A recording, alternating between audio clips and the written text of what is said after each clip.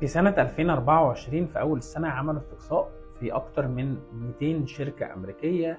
سألوا الموظفين اللي موجودين عندهم اللي بقالهم أكتر من 10 سنين وسألوهم سؤال مهم جدا، قالوا لهم إيه اللي خلاكوا تفضلوا هذه المدة في هذه الشركة؟ وكان الإجابات كلها تتلخص في إجابتين مهمين جدا. أول حاجة إن مديري كان بيعاملني كإنسان، يعني بيهتم بالاحتياجات الشخصية بتاعتي، واتنين كنت عارف ايه اللي هم عايزينه مني دايما، اللي هي فكرة ان انا عارف انا مطلوب مني ايه. دول حاجتين مهمين جدا. عشان كده هنا بيحصل عكسنا في الشركات عندنا في مصر، ان انت دايما بتعامل الموظف بتاعك بان انت مهتم بس بالنتائج ويمشي على النظام، وما بتعاملش معاه كإنسان. وعندنا امثلة كتيرة جدا.